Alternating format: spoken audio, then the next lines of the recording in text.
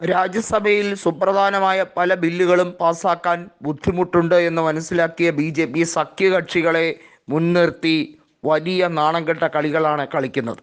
അതിൻ്റെ തുടക്കമാണ് ഇപ്പോൾ ആന്ധ്രാപ്രദേശിൽ ടി.ഡി.പി. വൈ.എസ്.ആർ. കോൺഗ്രസിലെ എം.പിമാരെ ചാക്കിട്ട് പിടിക്കുന്നത്.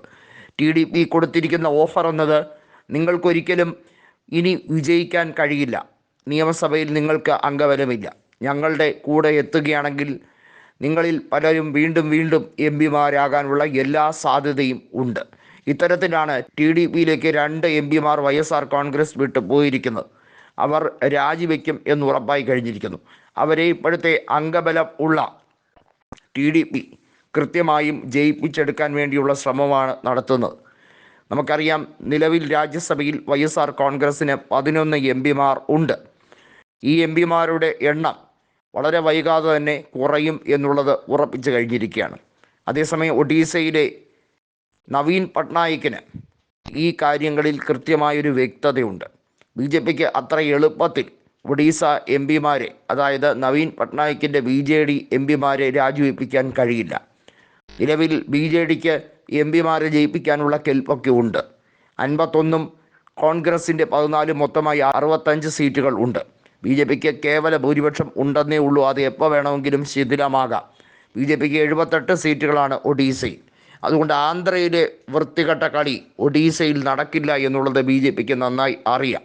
എന്നാൽ പോലും ഒരു ശ്രമം എന്ന രീതിയിൽ പല രീതിയിലുള്ള നാടകങ്ങൾ നടത്തുന്നുണ്ട്, അവലംബിക്കുന്നുണ്ട്.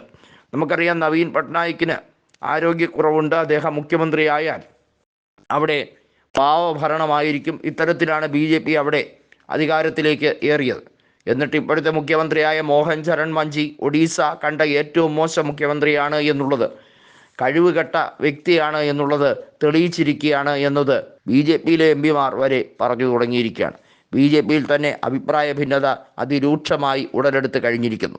നിലവിൽ കോൺഗ്രസും അതേ രീതിയിൽ തന്നെ ബി.ജെ.ഡിയും ഒറ്റക്കെട്ടായി ഇന്ത്യ മുന്നണി എന്ന സംവിധാനത്തിലേക്ക് പോകുമ്പോഴാണ് തൊട്ടയൽ സംസ്ഥാനമായ ആന്ധ്രാപ്രദേശിൽ ഇത്തരമൊരു ഗിമിക്കുമായി സഖ്യകക്ഷിയായ ടി.ഡി.പി. രംഗത്ത് വന്നിരിക്കുന്നത്. ഇതേ ഗിമിക്ക് മറ്റ് പലയിടത്തും പയറ്റാനുള്ള ശ്രമമാണ്. ആന്ധ്രയിൽ എന്നാൽ ബി.ജെ.പിക്ക് അംഗബലം കുറവായതുകൊണ്ടാണ് ഇത്തരത്തിൽ ഒരു നീക്കം നടത്തി വൈ.എസ്.ആറിനെ തകർക്കാൻ ശ്രമിക്കുന്നത്. അതായത് ഇന്ത്യ മുന്നണിയെ ശിഥിലമാക്കുക, ഇന്ത്യ മുന്നണിയിലെ എം.പിമാരുടെ എണ്ണം കുറയ്ക്കുക, അതുവഴി പരമാവധി സീറ്റുകൾ ബി.ജെ.പിക്ക് ലഭിക്കേണ്ട സാഹചര്യത്തിലേക്ക് കാര്യങ്ങൾ കൊണ്ടുപോവുക, അഥവാ സഖ്യകക്ഷികളായ നേതാക്കൾക്ക് സീറ്റുകൾ കൂടുതൽ ലഭിക്കുന്നതിന് വേണ്ടിയുള്ള പ്രക്രിയകൾ രാജ്യസഭയിൽ നടത്താൻ ഏതറ്റം വരെ പോകാനും ഏത് രീതിയിലും അതിനുവേണ്ടി പണമെറിയാനും തയ്യാറായി നിൽക്കുന്നു എന്നുള്ളതാണ് ഇപ്പോൾ ഇതുവഴി മനസ്സിലാക്കാൻ കഴിയുന്നത്.